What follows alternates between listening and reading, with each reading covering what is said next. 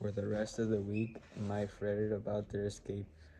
Four lowers has been fostered out within the last few days. Pennyweather was getting rid of the little lads like they were a grocer special, two for the price of one. How much time did Mike have? How far could they travel before Pennyweather became suspicious and reported them? What would happen if a Toronto officer caught up to them? The questions continued to weigh on Mike as he mopped the stairs on Friday afternoon. Mrs. Godfrey appeared below him in the entry. Michael, Mrs. Pennyweather wants you right quick in the dining hall. Your brother is already there. Mike dropped the mop and clambered down the stairs. Out of breath, he arrived in the dining hall to find a man in overalls packing up tools and Pennyweather wiping down the piano with lemon oil. 3 chairs had been poisoned nearby in the straight line. Frankie sat on the piano bench swinging his legs. Pennyweather looked up. Michael, please join your brother. He did, and Frankie leaned over and whispered. Pennyweather had a piano tuned. She wants us to play a song. Mike sighed and tried to calm his racing heart. Is that all? Frankie nodded. That's what she said. Frankie wasn't being fostered out. Mike couldn't decide if he was disappointed or relieved. The man closed his toolbox. All done, Mrs. Pennyweather. I fixed the pedals too. She's got a beautiful sound and you don't need to pay me anything for the orphan boys. Pennyweather smiled. I am so grateful for your kindness. When he was gone, she put her hands on her hips and faced Mike and Frankie. I have some men coming to look at the piano. They've asked if we have anyone here who's musical so they can determine the quality. She shook her head. Don't know why they can't do that themselves. Regardless, you are the only ones who can play this noisemaker without pounding on it. The cooks told me you've been practicing some piece every night after dinner that makes them cry. Sentimental fools, so play that one and make it sound just as good or you'll both be back in the cellar. She turned and began polishing the lid. Frankie tugged on Mike's sleeve and whispered, but Granny picked here 'cause of the piano. Mikey leaned his head toward Frankie. Shh, we better keep Pennyweather happy. 2 men wearing suits with vests walked into the room. The taller, gray-haired man carried a briefcase. Mrs. Pennyweather, I presume I'm Mr. Golding, attorney at law, and this is my associate, Mr. Howard. The younger man was the same height as Mike. Fair-headed and freckled. I am also a family friend of the client. I've been given the authority to make a decision in this matter. They both removed their hats. Gentlemen, said Pennyweather, nodding. Pardon me, but I'm confused. Why do they need lawyers for this matter? Mr. Golding frowned. Certainly, if you come to the arrangement, Mrs. Pennyweather, everything needs to be legal. Pennyweather shrugged and looked puzzled.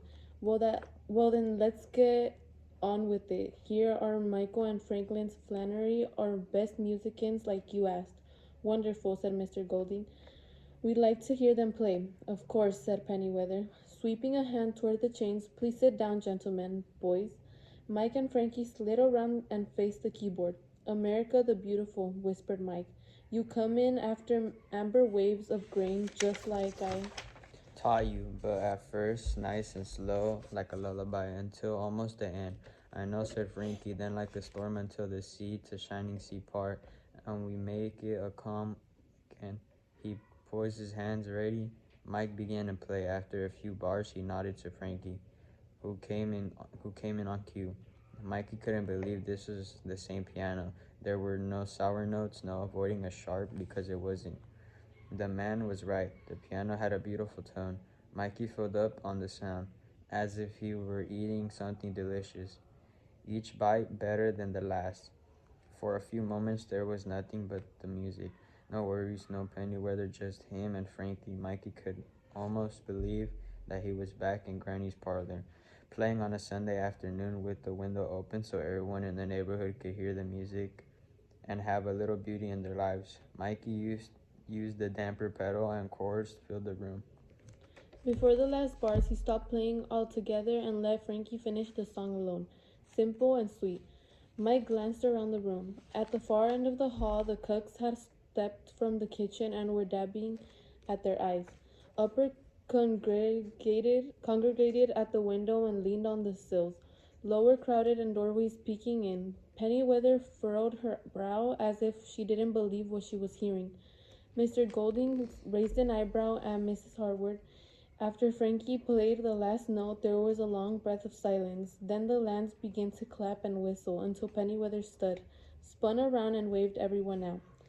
Mike and Frankie shifted around the bench. Mr. Howard leaned forward. Michael, how old are you? 11, sir.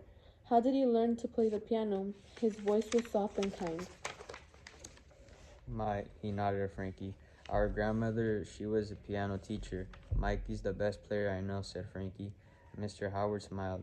And how old are you, Franklin? Everyone calls me Frankie. I'm 7, sir. Almost 8. I'm the second best player I know, but Mikey's progeny.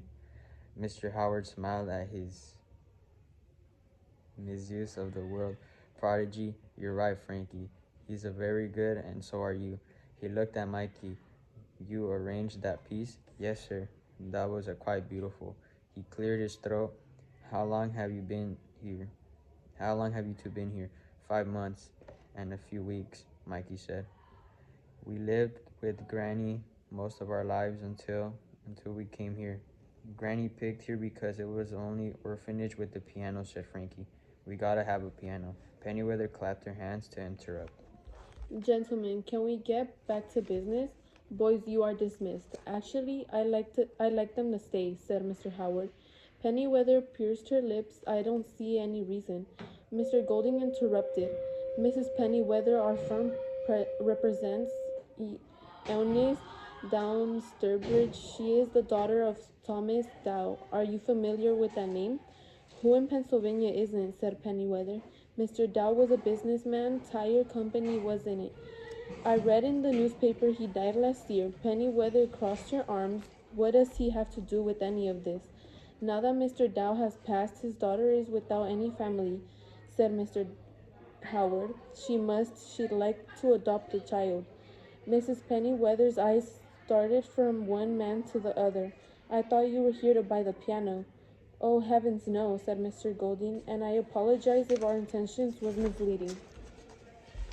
We asked if you had a piano and if there was a child here who was musical who could play it for us, so we could determine the quality of a musician. You see, it must be a child who is musical. Mr. Howard nodded.